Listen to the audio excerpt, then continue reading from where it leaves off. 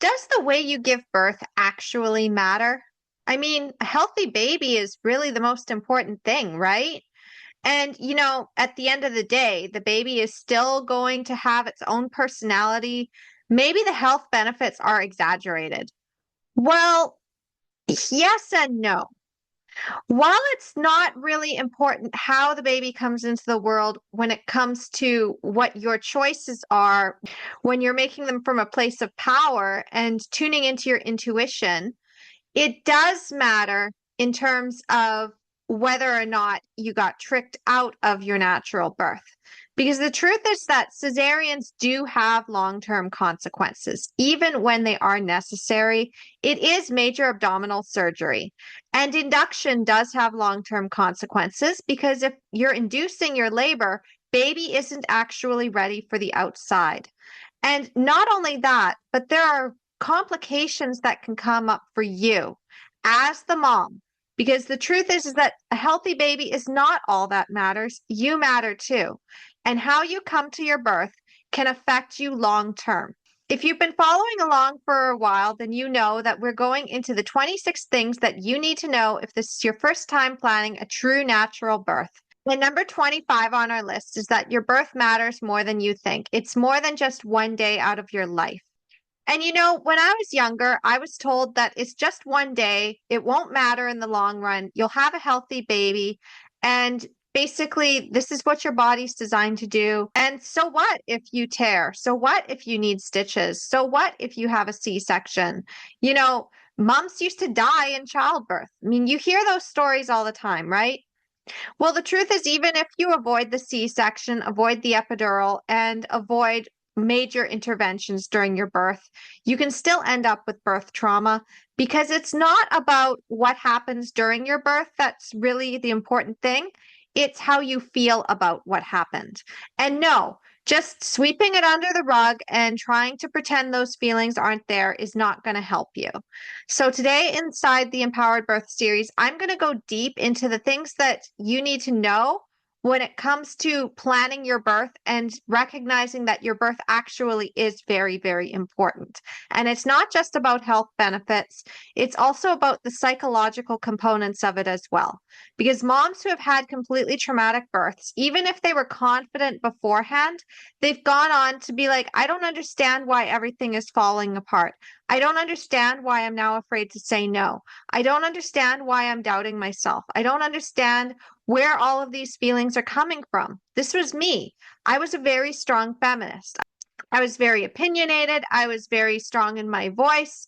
And then I ended up having this traumatic birth with my first baby.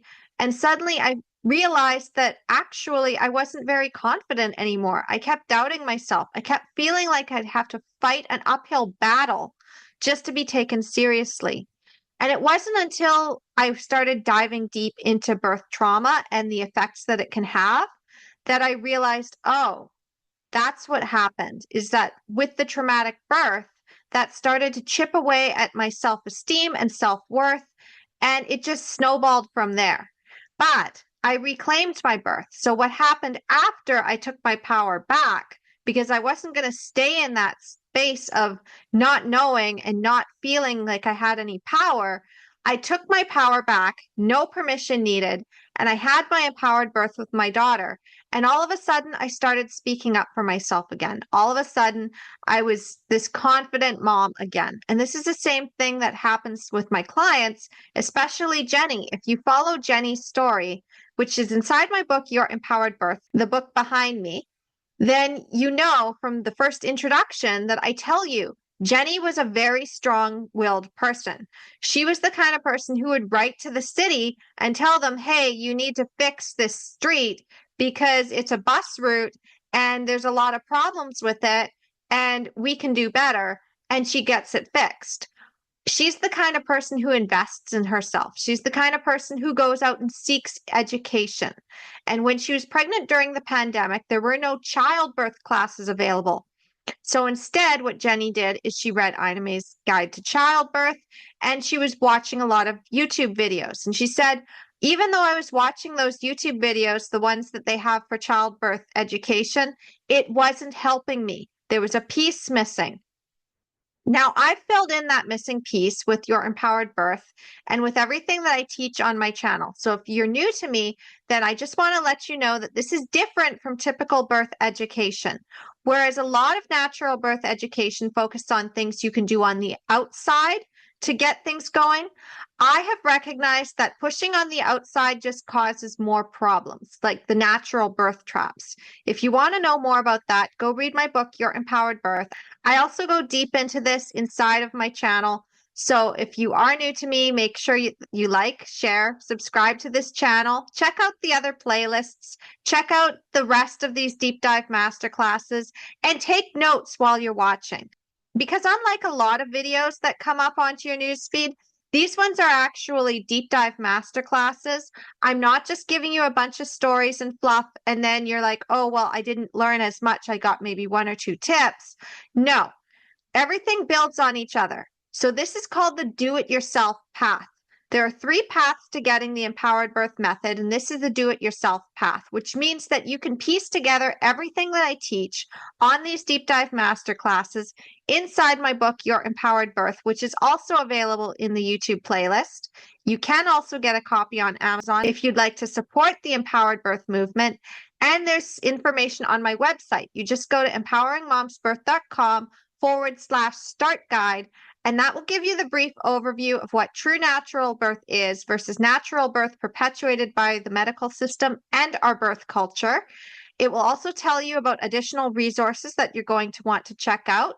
There's information on if you're a first-time mom, a seasoned mom, or a VBAC mom, the mistakes that you're making, how to apply the empowered birth method, and even the empowered birth method itself, which is simple. We aim for a true natural birth, and we pull back only as much as we actually need to.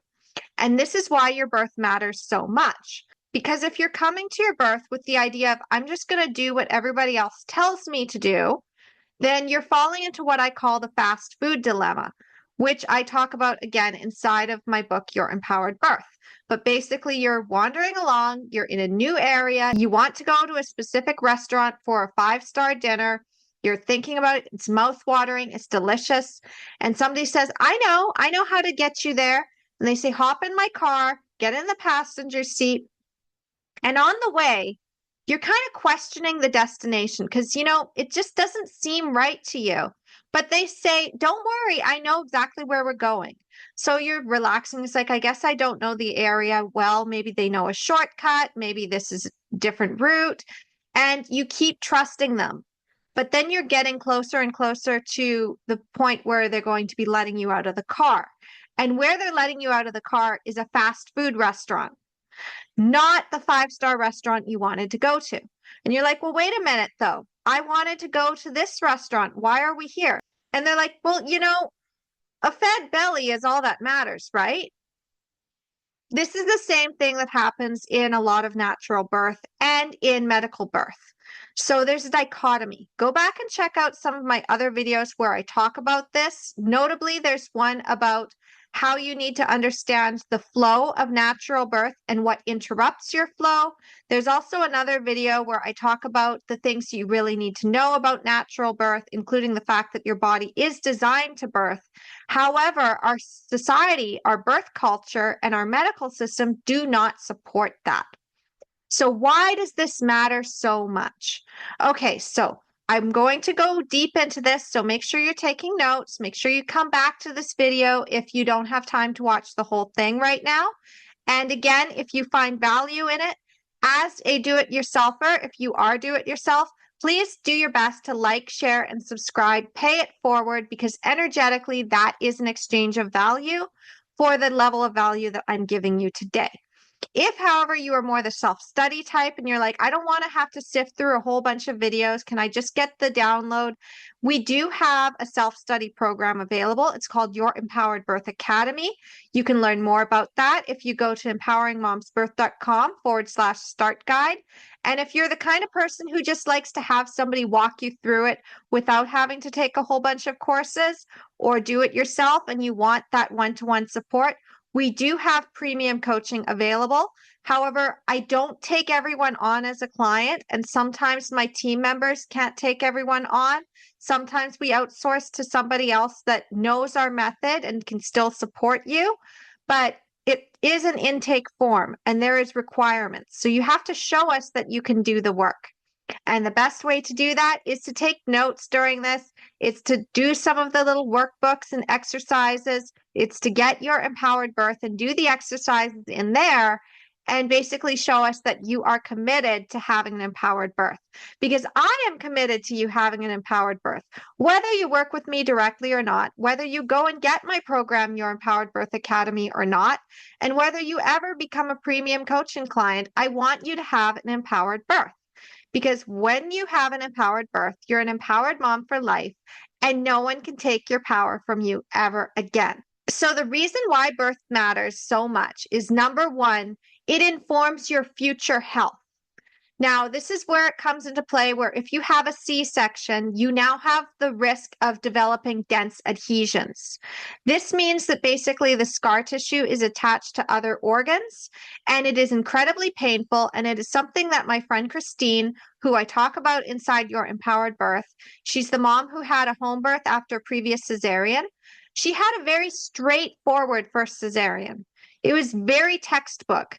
And still she developed these dense adhesions. Now, it didn't stop her from getting pregnant again, even though she unintentionally did it at the time. It was a surprise. And then she had basically been like, well, now I'm pregnant. I'm going to attempt to have a VBAC.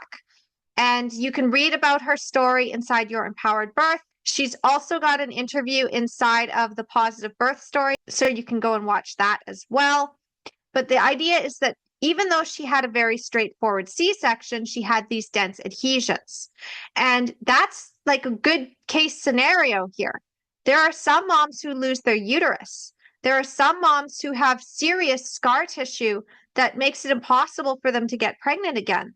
There are moms who develop placenta accreta because of this. There are mothers who end up having serious complications because their bladder was nicked during the procedure. And even if you don't have a C-section, if you have a vaginal birth, however, it is with assisted delivery of forceps or vacuum and episiotomy, that in itself can also cause pelvic floor issues. It can cause major problems. And even if you don't have that, if they're forcing you to do the purple pushing on your back and push when they tell you to push, that can damage your pelvic floor too. Your body is designed to do a physiological process and follow its own instincts, not on the outside. But because of our birth culture and medical system and the way that we've been taught and trained, we now think that we have to go by what other people tell us. But let me just tell you, the only reason I really tore in the first place was because my midwife and the OB at the hospital did not give me the time to stretch. I knew I was going to tear in that moment. I knew it was only going to be a tiny, tiny little bit. So it was just going to be like maybe a little bit of grazing and it would heal up. I knew this. I also knew that if I didn't push out in that minute, the OB was going to say, okay, we have to give her an episiotomy, because they were so impatient to get my baby out. And as soon as I pushed that head out, they then pulled on the head and the shoulders to move him out fast. And that again caused a lot of trauma for me in that moment. It was painful. It was horrifying. It was over in a quick second. And I will still remember that as like, that should not have happened. But this happens so often where we think, oh, we just need to rush the baby out. The head's out, so let's just get the baby out. And we do 1, 2. And unfortunately, that's not the way that birth is actually supposed to be. If you want to know more about physiological birth and what is lost when we interfere on the outside, then I highly suggest you check out Rachel Reed's book, Reclaiming Childbirth as a Rite of Passage. Specifically, if you want to go into the history, that's in the first half of the book. And then the second half of the book is all about the physiological process itself.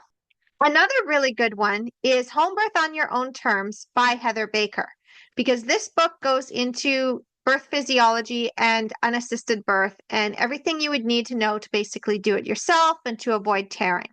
When you understand the physiological process of birth, and you understand what is lost when you go the medical route, then you can make an informed decision. But until you understand both sides of that, you are still affected by our birth culture. You're still affected by the fear that happens. And you may even think that you're having a natural birth by following the natural birth educators out there. But often they are also suggesting that you do things on the outside instead of what's internal. Because again, all you have to do is get out of your body's way, and instinct is going to take over. Another thing about instinct, I tore a little bit in my second birth. Again, I only needed one stitch on each side. It wasn't really anything, but this was during my home birth. And I believe the reason that happened is because instinctively I had my legs kind of closer together. And then when the midwife arrived, she had already seen that the head was almost out. And she's like, oh, you need to widen your legs a little bit. And we are very suggestible during birthing and labor. So I just didn't think anything of it. And I opened my legs a little bit wider. And then when my daughter shot out like a torpedo, then I tore on both sides because of the fact that her shoulders kind of like out. I didn't get that little bit of a rest that I was expecting.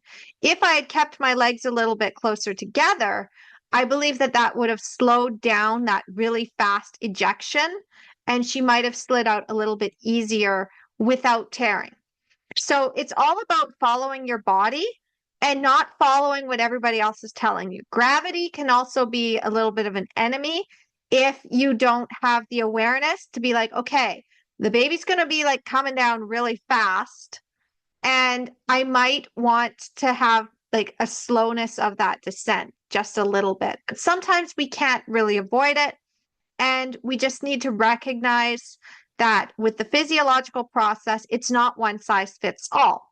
Another thing that's not really talked about when it comes to informing your future health, though, is the idea that if you are also dealing with birth trauma, that's affecting your mental health.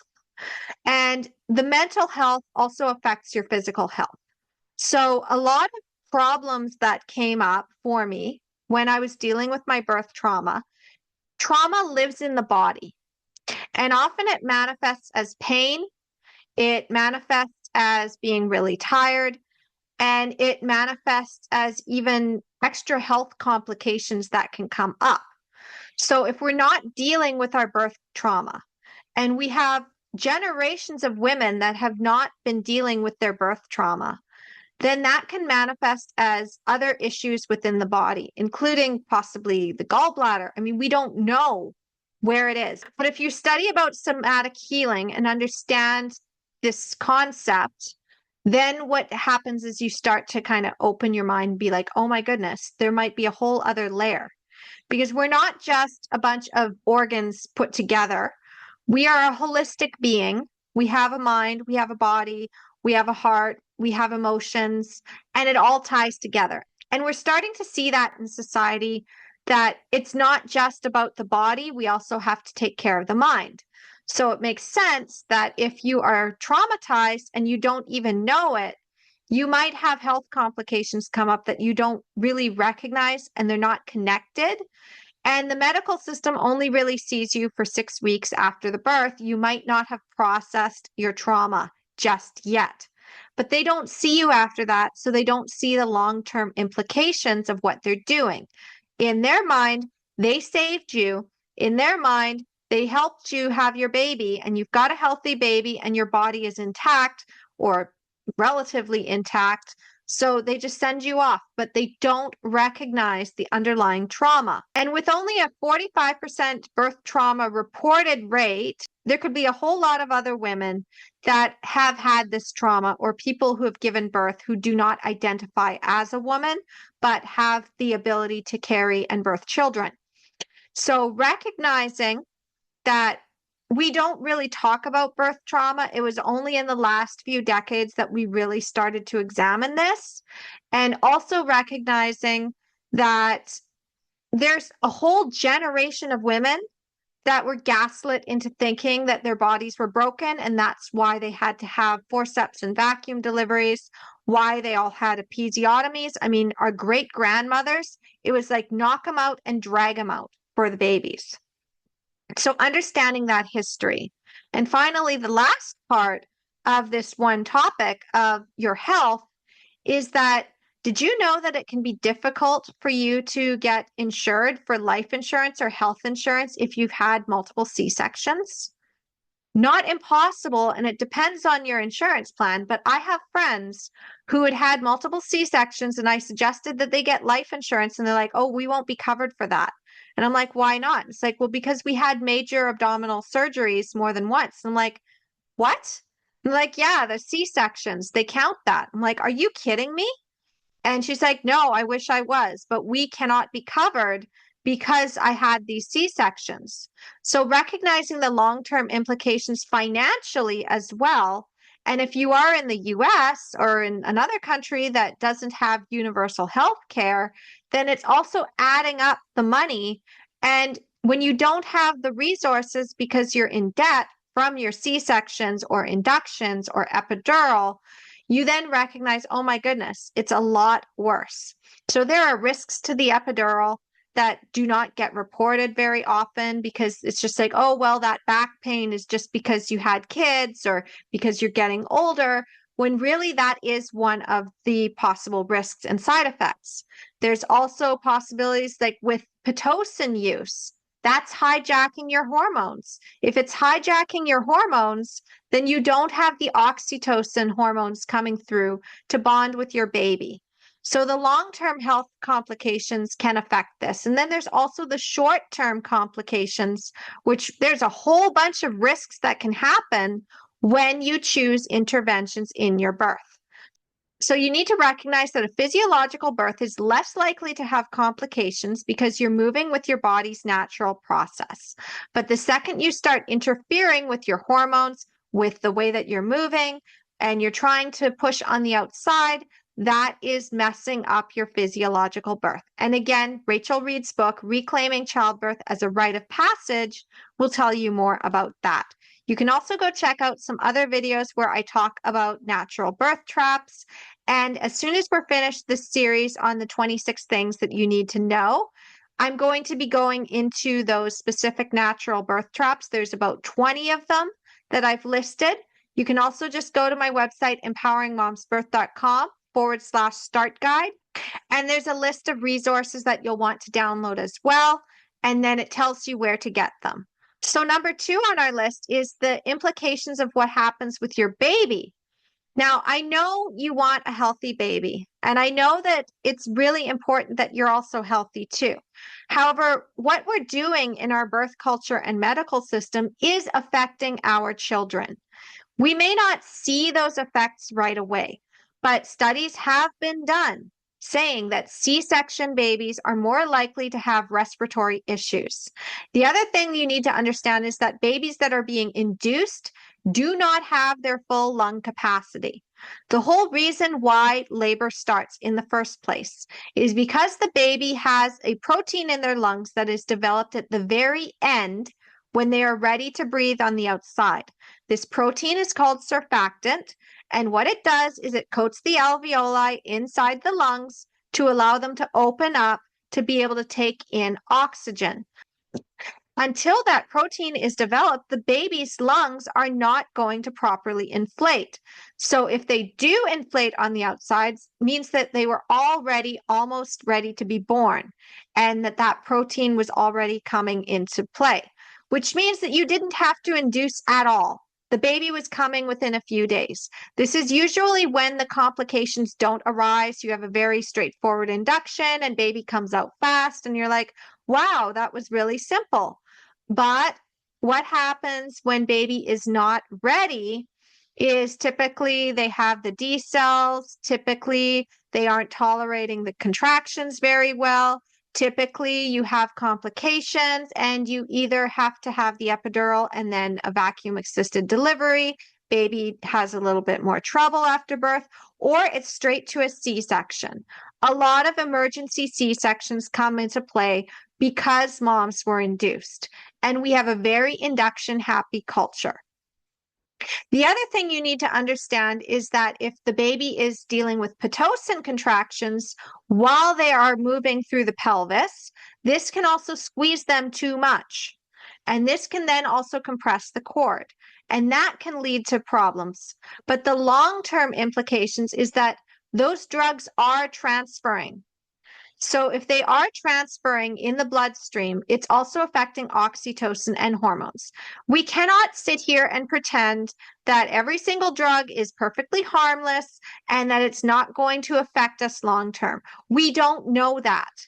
There aren't enough studies being done about that. More studies get done to justify using a drug than it does to not use that drug. And until they can prove real harm and causation, they just ignore it. This is why pretty much every single mother was given an enema and she was given an episiotomy until it was discovered that it didn't actually do anything. And then they're like, oh, well, we won't do that anymore. But then they just came up with Pitocin and they came up with induction and they're doing more C-sections. So it's not so much that it's like, oh, maybe we should stop doing interventions. It's let's change up the intervention that we're doing to make it more effective, to continue with our bottom line and allowing these babies to come out, but they don't see the long-term implications. The other thing you need to understand is that babies come out groggy if they are drugged up. They are less likely to be able to root for the breast on their own. This then leads to breastfeeding problems. And if you want to know more about that, Dr. Jack Newman's book, Dr. Jack Newman's Guide to Breastfeeding, tells you more about the things that are lost when you are introducing interventions in birth and how that affects breastfeeding. Rachel Reed and Katie James also did a podcast episode on Midwife's Cauldron about induction from the baby's perspective. So you need to understand that. Now, there's some advances that have happened where people have recognized that the microbiome is important and babies are being swabbed even during a C-section to be able to absorb that microbiome. But this still isn't a foolproof way to ensure that babies are going to be getting the entire microbiome. And this isn't the same thing as having a completely physiological birth. Now, if you do need a C-section and you've made an informed decision, then you can bring in the microbiome because that is the next logical step to be able to at least salvage some of what is being lost. But make no mistake about it, you are still losing something because the way that birth has been physiologically designed is to be able to squeeze all the liquid out of the baby's lungs with the perineum intact. And with the episiotomies, that went away. And then babies suddenly had all these problems in their lungs. So they invented the aspirator that then sucks all the mucus out. But then the baby is not able to breastfeed because the baby is traumatized. So you need to recognize all of these things tie in. Also, if we go back to your health, if you are not feeling 100% and you are feeling traumatized, it is harder for you to bond with your baby. And your baby can feel that because your baby is tied to your nervous system. They have been a part of you for 9 months and they still need you to regulate them. You still have a 4th trimester of 3 months where you need to be able to take care of your baby. And if you can't do that, then the baby is going to suffer in some way. And, there's a whole bunch of parenting practices too that the medical system keeps pushing on moms. And if you do not stand in your power, then what's going to happen is you're going to doubt yourself. You're going to agree to those things. And then that's going to cause psychological issues with your baby, possibly attachment issues. You can go and look up the stuff on attachment theory and understand it. Understand about cortisol and how it spikes up in babies that are left to cry. Because, all of this ties in together. Now, you are your own best expert. However, in order to be your own best expert, you need to be looking at both sides of the dichotomy.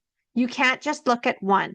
And you can't just go and get all of the information that confirms your bias. You need to also examine where your biases are.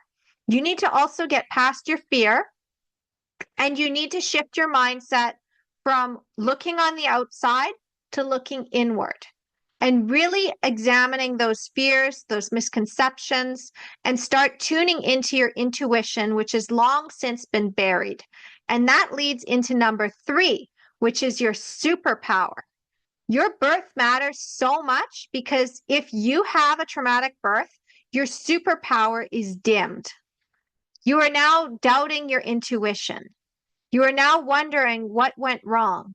Now, if you are self-aware enough that you recognize that you were being screwed over and you just didn't know how to say no, like I was, then you can probably recognize that your intuition was right smack on and you didn't have to do that.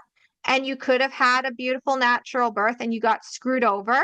Or more likely, if you've been really culturally conditioned and you haven't really examined those conditions of society and what your family is saying and what your friends are saying and what the mom groups are saying and what the articles were saying and what your doctor was saying, if you didn't take the time to really question that, you might think it was you.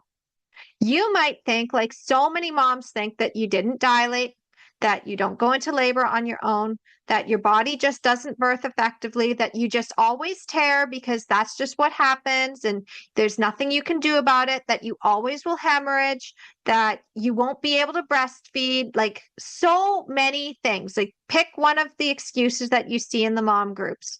Because the truth is that, again, you don't know what you don't know. And there were things I didn't know either. So I'm guilty of this as well. I did not know that vaginal exams meant absolutely nothing. I just didn't want them. I instinctively didn't want them. But I thought that I had to have them in order to know when to stop pushing because people would say, oh, well, if you start pushing too soon, you could tear your cervix. So I'm like, oh, well, then I guess I need to wait until I have an exam to know when it's time to push. Or at least if I'm in suspected transition, I need to know those things. So even though I didn't want to go to the hospital, I also was told by the midwife, oh, we won't send a midwife to you now because you're having a hospital birth. So my plan to wait until the last possible minute and say I changed my mind and I want the midwife at the house didn't pan out because I didn't wait long enough because I thought the midwife needed to be there for labor. Now, I solved that problem the second time when I planned a home birth, and I was told that there was a possibility I'd need to transfer because I was having a stop and start labor and I'd stalled out. And they're like, well, we'll probably have to consult the OB and they'll want you to come in. And I'm like, oh, that's not happening. So if I go back into labor and I call you, you're going to have to call the hospital to let them know I'm back in labor. And if I don't have the baby within 4 hours, you're going to have to transfer me. Yeah, no, that's not happening. So I heard, don't call me until you're pushing. So that's what I did. I did not call the midwife until I was pushing. Until that baby's head was almost out, the midwife was not there. So recognizing that the medical system has different priorities and different fears than you have will help insulate you from a lot of the problems. But here's the thing. When you are claiming your superpower, this is your superpower of intuition. This is your superpower of setting boundaries. This is your superpower of recognizing what's not working in your life and moving forward and creating magic where magic wasn't there before. So here is just a little overview of what I have been able to do. And you can actually read about this inside the introduction to your empowered birth, where I tell you that after I had my empowered birth with my daughter, first, everything that I thought was perfectly fine, or I didn't see the cracks in the foundation, I started to see them. I started to see that my relationship with my partner was not healthy. I started to recognize that even though he hadn't hit me in all the time I'd been with him, he was abusive. I was able to recognize that I was being gaslit. I was able to recognize that my family actually wasn't as supportive as I thought they were. I started to recognize that the friends I had around me were just using me. I started to recognize that I had settled for a lot less than I deserved. And I started to stand up for my kids and make sure that they got to be their own people. I was able to examine my own problems that I was dealing with of how I had been raised. And I was able to examine my triggers and be like, no, I'm not going to put this on my kids. I'm going to deal with this myself. I went and I took a whole bunch of books and I was reading through them to heal myself, heal my inner child. And then at the same time, I was also recognizing moms get the short end of the stick when it comes to employment. I realized it's like if I go back to work, I'm not going to see my kid.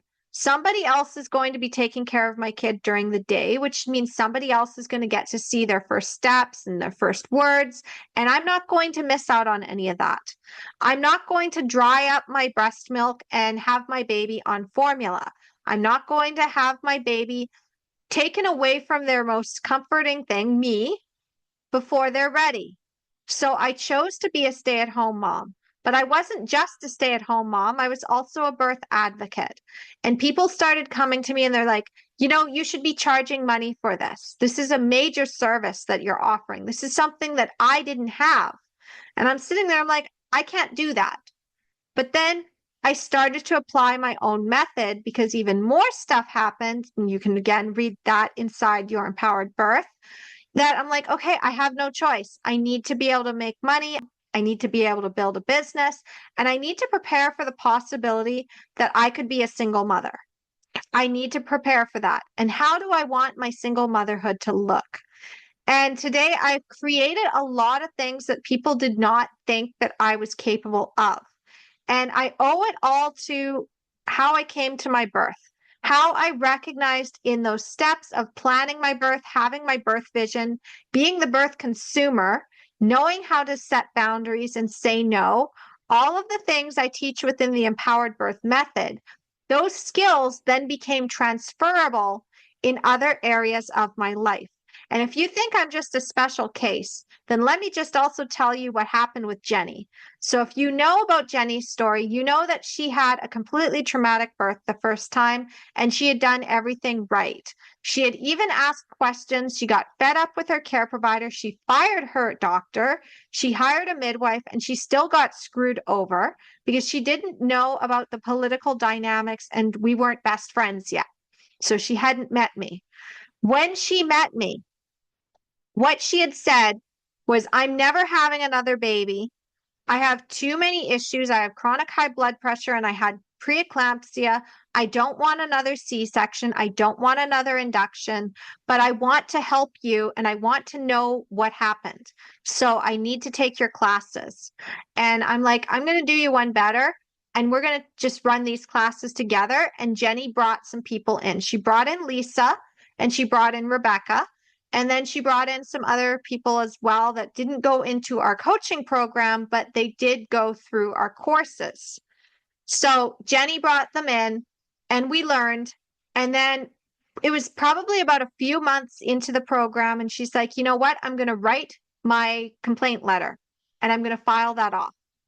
And so she did that. And then she wrote a book on how to write complaint letters because hers was so effective that it actually got the medical system to pay attention. Whereas mine, even though I'm a very good writer, they still dismissed it. They still kind of tried to placate me. And I'm like, oh, I'm not going to get any justice here. That's fine. I've got a blog. That's fine. I will do it my own way. And now today I have my book where my smiling face is on the cover. And my goal is for every mom to have a copy of that book.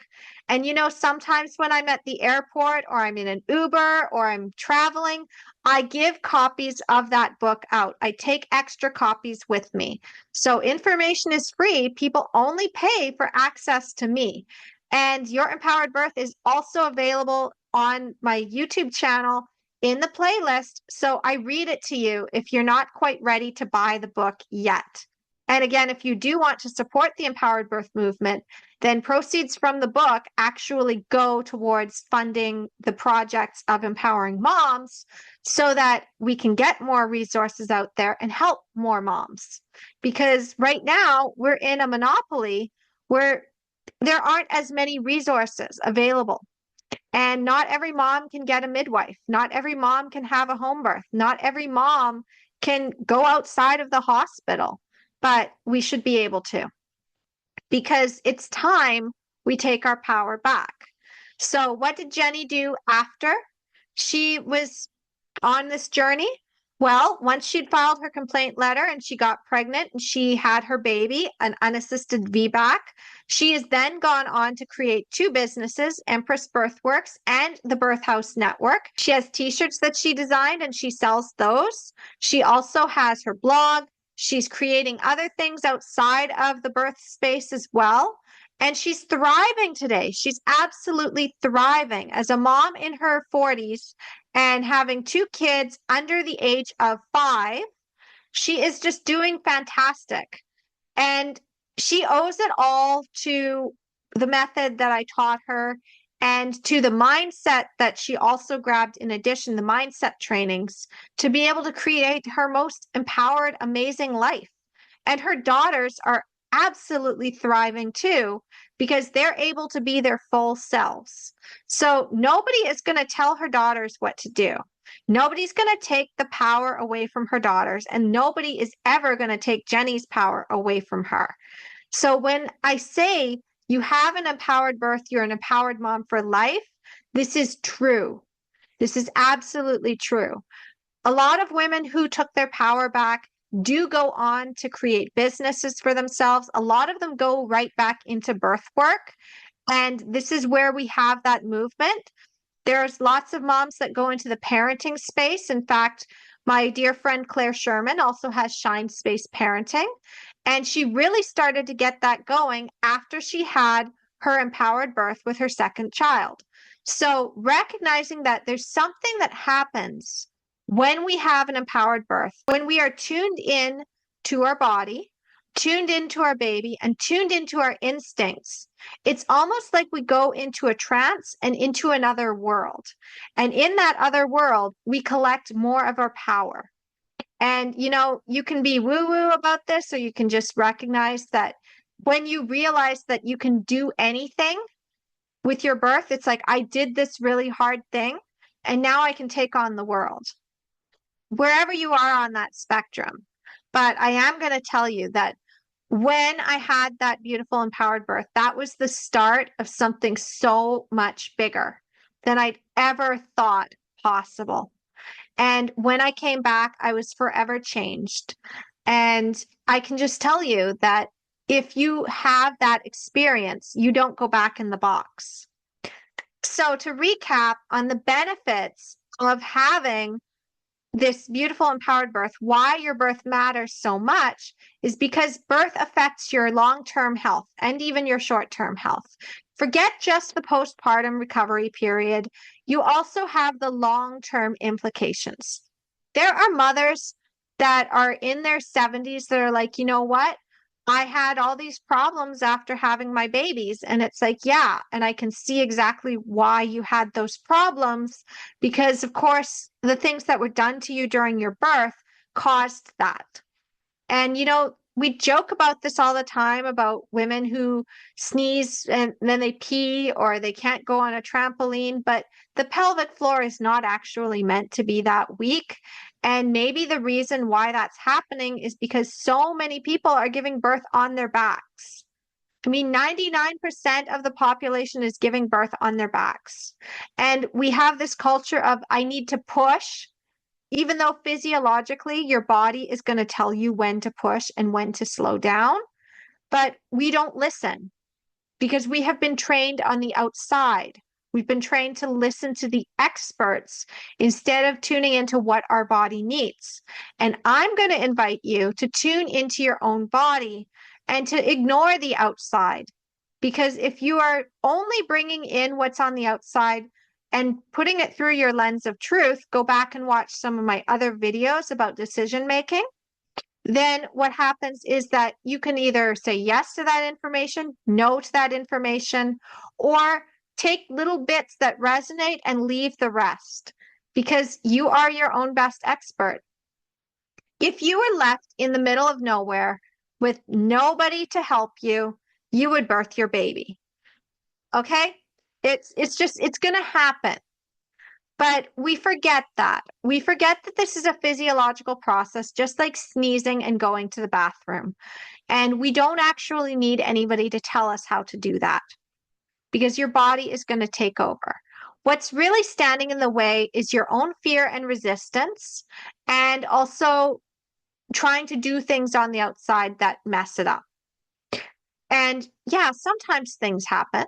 Sometimes it's not perfect, but I guarantee it's going to be a lot easier to have the physiological birth and bring in medical support as needed rather than trying to just have a physiological birth or bust, because that's not going to help you.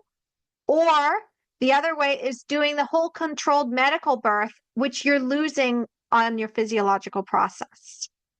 And again, if you do need to have a C-section, you now know what's being lost. And you're like, okay, I need to plan ahead for that. If you're having an induction because you know you need one and you have tuned into yourself and you're like, this is the route I need to take, you also now know what is lost in the physiological process. Whereas before, if you're just going by, oh, I have to have this and everything else is out the window, you can't claim back what's lost and then be like, wait a minute, all these complications have developed. So it's about taking from both sides. So recognizing again your long-term health complications, the implications for your baby is tied into that. And then also your superpower of intuition. Because as a mother, mother's intuition is stronger than anything. This is what allows you to be more confident in parenting your child and finding the right way for you to be in the world when it comes to your career, or if you're building a business. I don't just follow cookie cutter advice as I'm doing my marketing. What I'm doing is following my own intuition. And I'm also following human design, because this is another piece that I like to bring in. Intuitively, I'm just moving through the world and I'm finding what works for me and leaving the rest. And I came to that from the empowered birth method. So again, if you want to know more about the empowered birth method, you can just go to my website, empoweringmomsbirth.com/start guide. That's going to give you the overview. It's going to tell you about true natural birth versus natural birth in the medical system. It's going to tell you the mistakes you're making as a first-time mom, a seasoned mom, a VBAC mom. I share success stories with the empowered birth method. I tell you what the empowered birth method can do for you. I tell you what the empowered birth method is and how to apply it. I tell you about the philosophy and mission statement if you do want to support empowering moms. I would love it if you want to support us. We have many different ways that you can do that. One of them is simple. Did you find value in this video? Like, share, subscribe to this channel, pay it forward, tell other moms where to find us, because that in itself is going to create the ripple effect. And a drop in the ocean creates ripples. Many ripples create waves, and enough waves change the tide. So again, if you go to empoweringmomsbirth.com/start guide, you're going to get the overview of everything you need to know about the empowered birth method and how to support us, as well as how to get the empowered birth method yourself to be able to apply it through our 3 paths of do-it-yourself, self-study, and premium coaching. I also embed a whole bunch of links within this start guide so you can read the surface level. You can skim it with just the headlines. You can go a little bit deeper and just read the bold print. You can read the big bold print, and you can just watch the videos. This guide is not just a go over there and look at it once kind of guide. This is going to be something you're going to want to bookmark, because I continue to embed links in it. I continue to put more resources for you, more videos, more trainings, more master classes, more PDF guides. And I talk about my book inside of the guide as well. So recognize that this is going to update you on what's coming up in the Empowered Birth community. You can also subscribe to our Empowered Birth community newsletter. Go to empoweringmomsbirth.com/start guide again to learn more about that. It is inside of the do-it-yourself path. So it will tell you exactly where to get that newsletter. Okay, so thank you so much for watching. Now we're going to finish off the series next week with the benefits of natural birth because, we can talk all day about the short-term benefits, but there are some long-term benefits as well. And even though I talked about how your birth matters, there's other things that you're going to want to know about the benefits of having a true natural birth, not just a vaginal birth, not just an unmedicated birth, but a true natural birth, a physiological birth where your body is producing all of the hormones and you're following your own instincts. Because there is such a distinct difference, and many people don't know this because oftentimes the literature that's out there for physiological birth appeals mostly to doulas and midwives. I'm just going to say it. A lot of the books that are out there, we have a lot of technical information, or it's written for doulas, it's written for midwives, it's written for those who are really, really into birth. And at the same time, it doesn't always help with those first-time mom or seasoned mom questions when it's like, well, I'm thinking about getting pregnant. What do I need to know? Or I'm pregnant now, what? And I do talk about that inside of a video of the different types of books that you might want to check out. And I tell you what each book actually has in it, because you can't just get all the information from just one book. And I've pooled the resources from multiple different books to be able to bring you this information. So that's what's coming up. And then we're going to be finished with this series. And then we're going to be moving on to the natural birth traps. So stay tuned because I'm really excited to be able to go into these deep dives with you. Again, this is the do-it-yourself path. I hope you took lots of notes. If you didn't, you can always go back and watch these videos. They're not going anywhere. They're staying in the playlist. And at the same time, when you take notes and you implement what I'm teaching, you're going to have more success with the empowered birth method than if you just sit there and watch the video and be like, that was a nice video, because then the information sinks in. I'm also going to tell you very quickly about the rule of 3. And the rule of 3 is that if you watch something 3 times, the first time it's like, okay, I kind of get it. The second time you're kind of understanding it. And then the third time you integrate it into other areas of your life. So by the time you've watched it at least 3 times, then that information has sunk in and you can be like, oh, I get it now. It's ingrained. I don't have to try to pull from my thinking brain. It's now embodied inside of me. So then you are less likely to fall into what I call the fear traps and natural birth traps and information overwhelm. So I'm just going to remind you, if you do want to do the do-it-yourself path, there is a magic way to do it, and that is the rule of 3. There's also some other tips on how to get the most out of the do-it-yourself path at empoweringmomsbirth.com/start guide. So again, thank you so much for watching. Have a happy empowered birth journey, and I will see you next week. Namaste.